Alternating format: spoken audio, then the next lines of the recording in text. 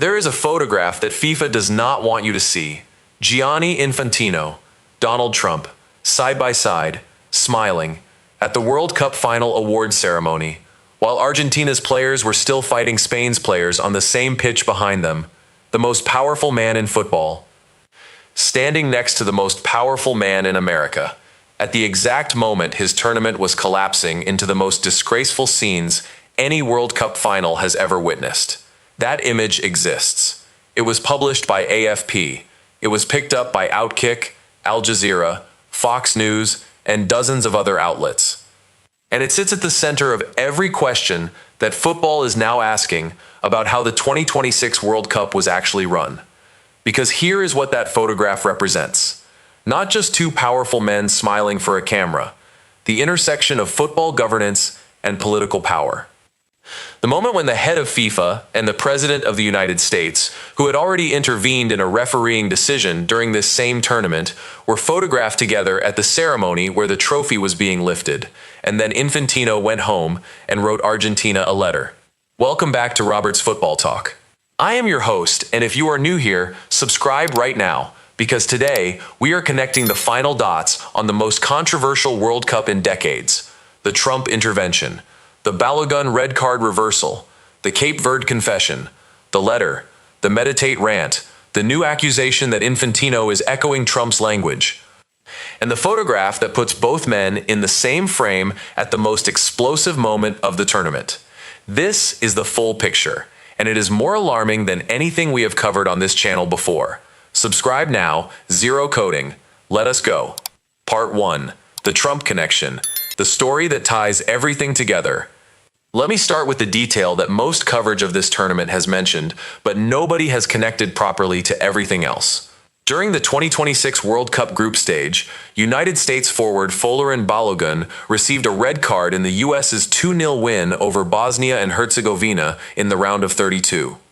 The red card meant Balogun would miss the U.S.'s crucial round of 16 tie against Belgium, a one-match ban. Standard procedure for a red card offense. And then, the red card was overturned. Reports emerged that Donald Trump personally called Gianni Infantino to request a review of the decision. The red card that had been issued by the referee on the pitch was subsequently overturned following that call. Balogun played against Belgium, a sitting U.S. president, calling the FIFA president to overturn a referee's decision during a World Cup hosted in America. That is not a rumor. That is a report that was published and discussed extensively during the tournament, and FIFA never denied it with any specific detail.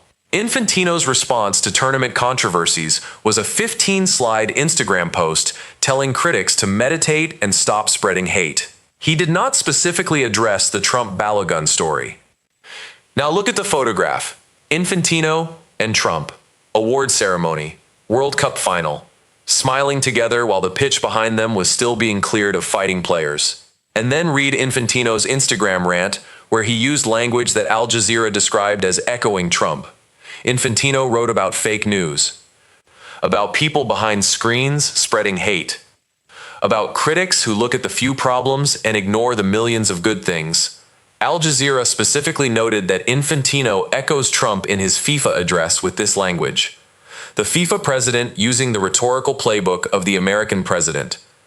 At a World Cup where that same American president intervened in a refereeing decision, and both of them photographed together, smiling at the award ceremony. Connect those dots yourself. Now I want to ask you something. The Trump Balogun red card reversal during a World Cup hosted in America. Does that story change how you see everything else that happened with officiating at this tournament? Drop your answer in the comments right now. Subscribe to Robert's Football Talk right now, because part 2 is where the Argentina-specific controversies become impossible to dismiss. Part 2. The Argentina pattern. Every match, every decision, every time. Let me take you through Argentina's matches at this World Cup with one specific lens. The lens of decisions that went their way at the moments they needed them most. Algeria. Group stage. Messi puts his studs down on Issa Mandi's calf. Contact visible. VAR reviews, no card. Messi stays on the pitch and scores a hat-trick. The Algerian Football Federation files an official complaint with FIFA about the officiating. FIFA's response: nothing specific. Cape Verde, round of 32. Argentina 2-0 down in the final minutes of extra time. An own goal saves them. Infantino is being interviewed by Argentine media while this is happening and says, "Tonight I suffered with Argentina, but I am neutral." The pause between those two sentences is now one of the most replayed clips of the entire tournament. As Yahoo Sports reported, his words came out hastily, as if Infantino caught himself mid-thought. Egypt, round of 16. Argentina 2-0 down with 14 minutes to play. Egypt's goal disallowed by VAR for a foul that occurred 20 seconds earlier in the build-up. Argentina score 3 times in 13 minutes. Egypt's players are furious. Egypt files a formal complaint with FIFA. Mostafa Zico stands in front of cameras and says, "Congratulations to Argentina on the World Cup. The tournament was rigged." Those were his exact words. A player who just lost to the defending world champions saying the tournament was rigged. Switzerland. Quarterfinal.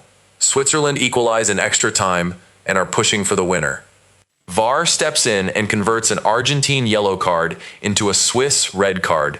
Argentina win with 10 men against them. Scaloni after the match says, "Luck was on our side today."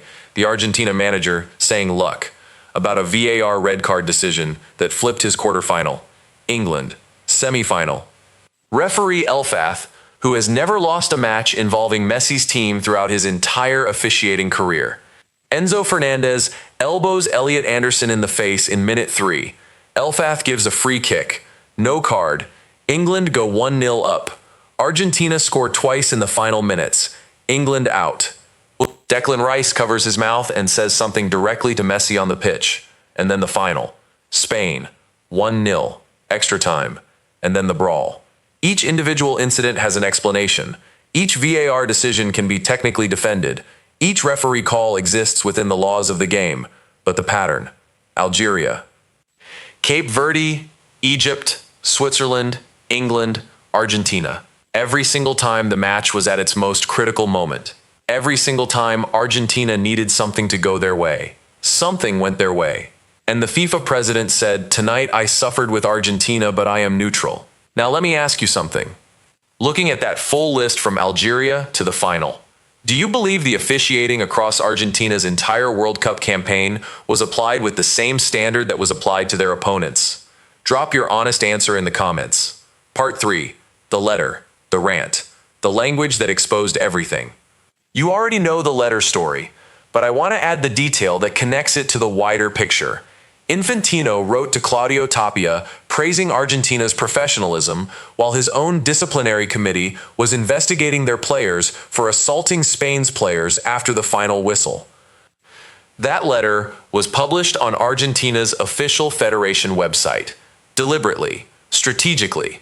And then Infantino posted his 15-slide Instagram rant. Euronews described it as bizarre. Al Jazeera noted it echoed Trump's rhetoric. He accused critics of spreading hate and false rumors. He told people to meditate or pray or watch football instead of criticizing FIFA. He talked about the millions of things that went right and dismissed the controversies as the work of people behind screens. People behind screens. That phrase. From a man whose shocked face when Torres scored was captured on broadcast cameras. Not behind a screen, in the stadium, on the pitchside cameras, for the whole world to see. He was not talking about random internet trolls. He was talking about Egypt's Football Federation, Norway's FA, Fair Square, UEFA, 23 million petition signers, the Daily Mail journalists who verified his letter. Sports Illustrated, Al Jazeera, Outkick. Every mainstream outlet that covered the contradiction between his letter and his investigation.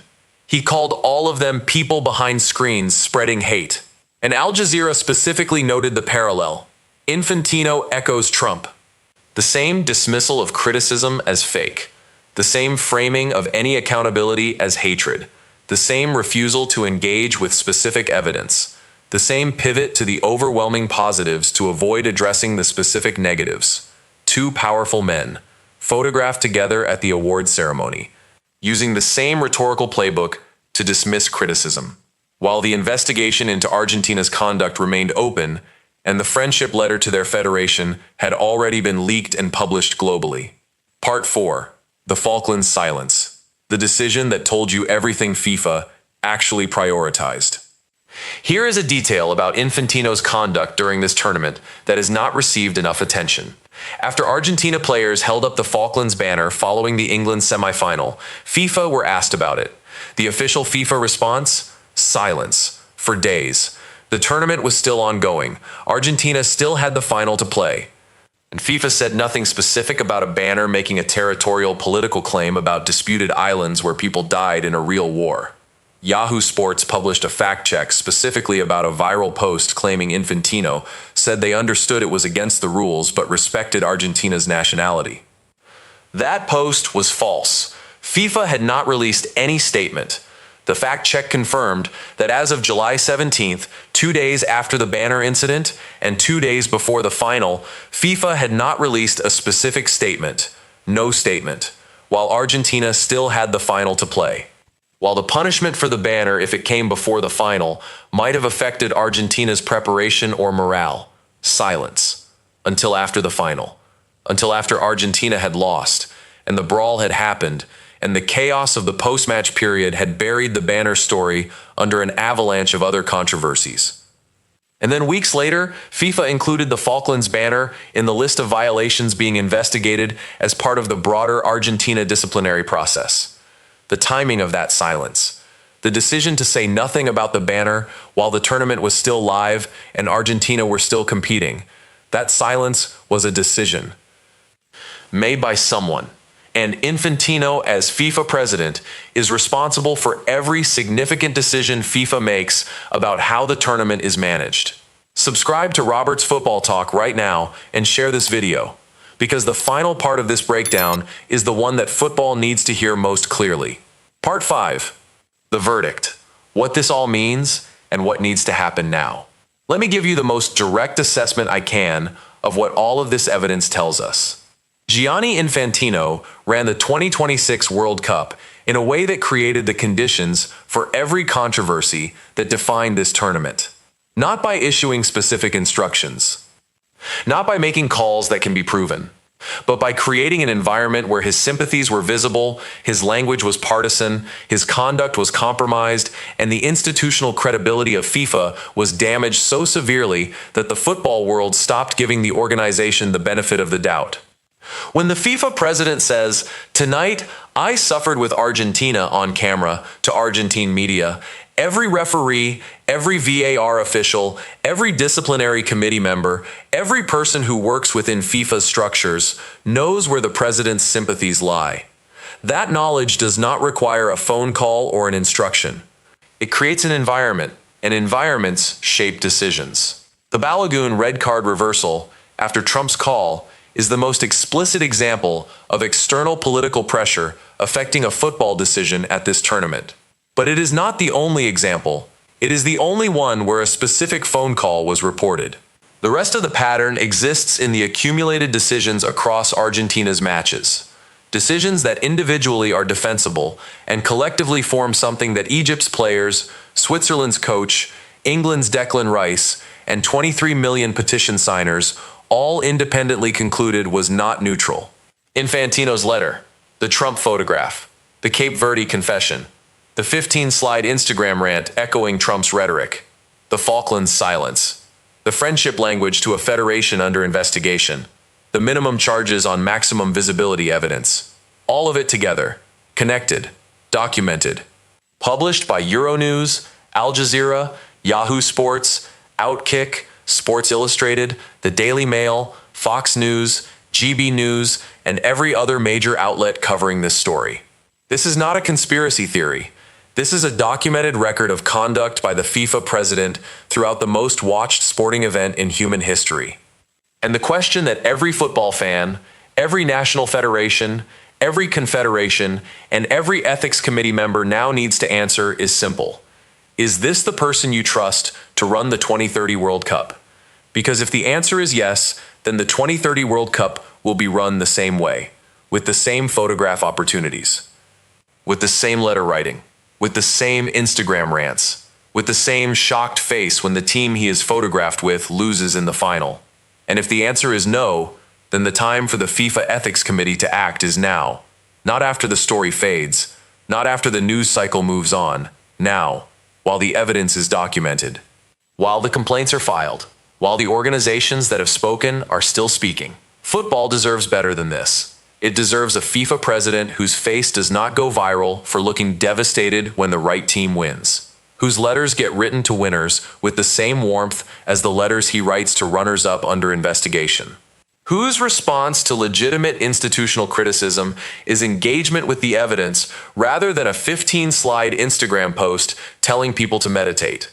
That is the full breakdown.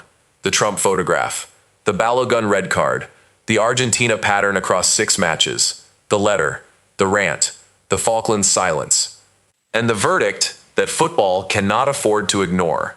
3 questions. Drop all 3 in the comments right now. First, does the Trump and Infantino photograph at the award ceremony change how you see the relationship between American political power and FIFA governance at this tournament? Second, looking at Argentina's 6 matches from Algeria to the final, do you believe the pattern of decisions that went their way was coincidence or something more systematic? Third, should the FIFA Ethics Committee begin a formal independent investigation into Infantino's conduct at the 2026 World Cup before the 2030 host selection process begins? Drop everything below. I read every single one. And this is the most important accountability question in football right now. This has been Robert's Football Talk. Hit that like button as hard as you can. Share this with every football fan you know. Subscribe if you are not already here. New videos every single week. I will see you in the next one.